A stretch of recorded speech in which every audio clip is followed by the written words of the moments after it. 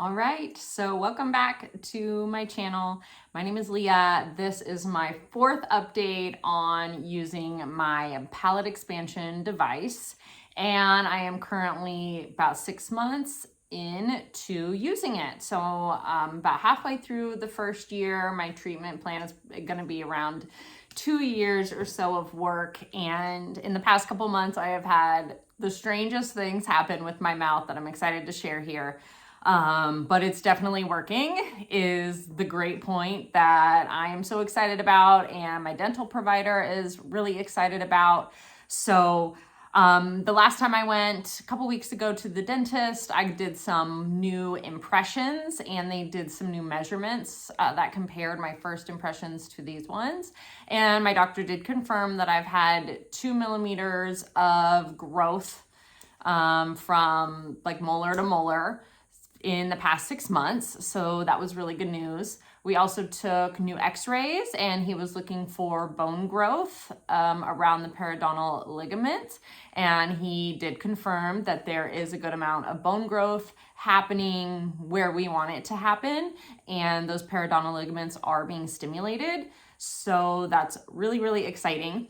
Something else that is wild that has happened. It started July 10th and today is August 3rd. So it's been a few weeks of going through this and healing, but my palate decided to drop and expand in a very large physical way that you could physically see, and it was wild. So it started July 10th. I took a plane that day and was traveling. So that's a factor that I've considered, what was going on when this happened. So my palate dropping and expanding turned into my palate now rubbing on my palate expander, which created a huge sore. It's like the largest, worst canker sore of your whole life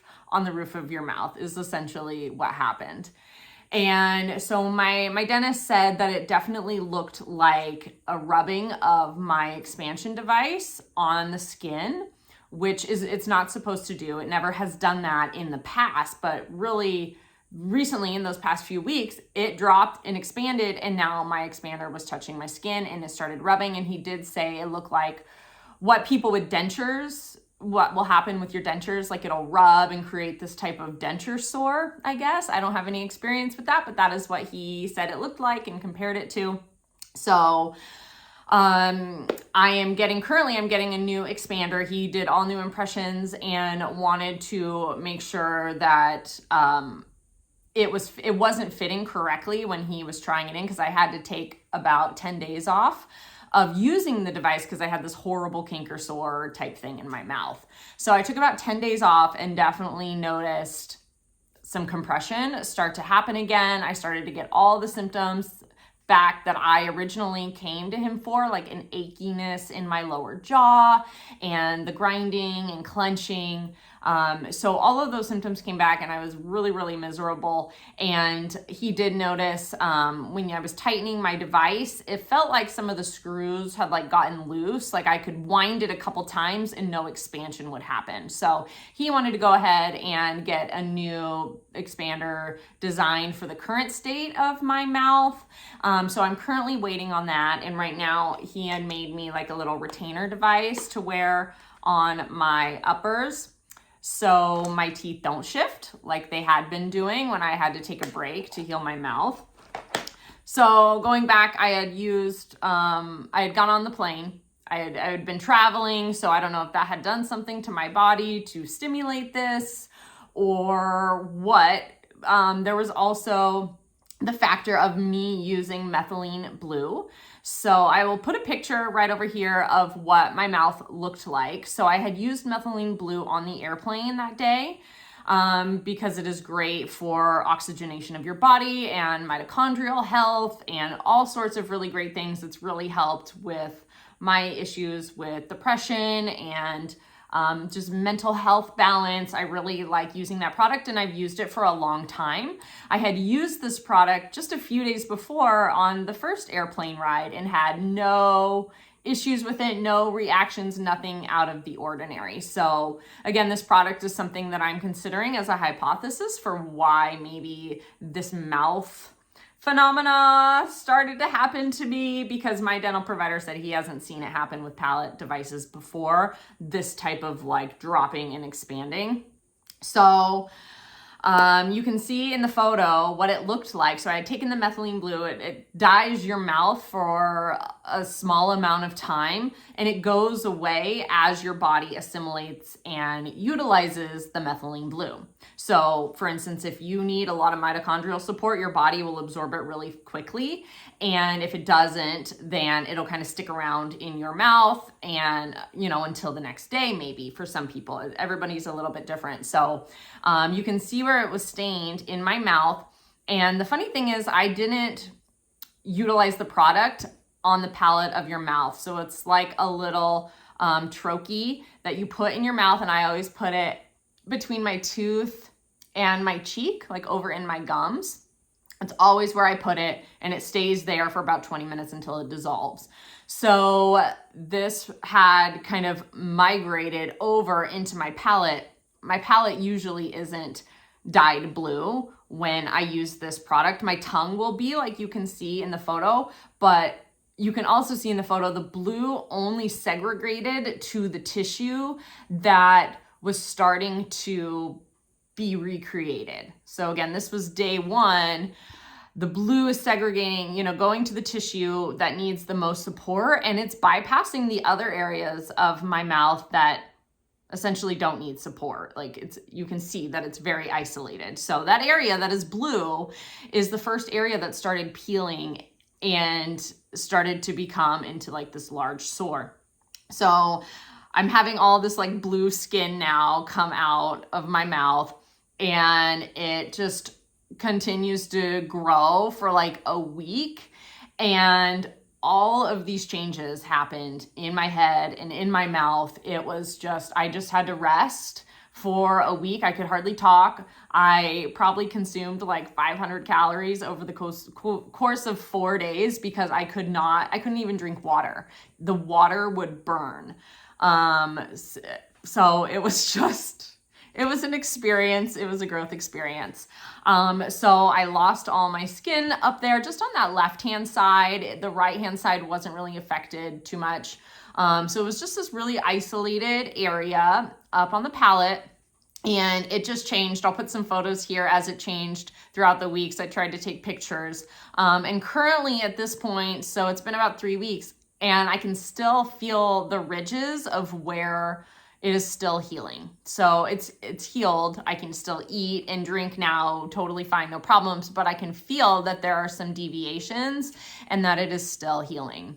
So my palate before this device was, I would explain it in a way that it was like a ceiling and walls. Ceiling and walls typically are like at a 90-degree angle. And that's what my palate felt like. It felt like my teeth were the walls, and then, okay, there's like a 90-degree angle, and then like some high vaulting to my palate. Now on this left-hand side, where I was experiencing what I think was a complete overhaul of my tissues and my bone, and the whole thing changed. The shape of it is completely different now. So if you think of like a vaulted, like a barrel vault ceiling where it's rounded or an archway, this left-hand side is like a wonderful, beautiful, nice, slick, rounded arch. And the right side of my mouth, which is where I had the most bone loss, is still like kind of at a 90-degree angle. So when I have my tongue on the roof of my mouth, it feels totally different. And the left side has so much more room. So I am kind of blown away at the past few weeks and like this experiment that has happened, because it's definitely working. I would probably say maybe I went a little too fast with the turns and with the expansion.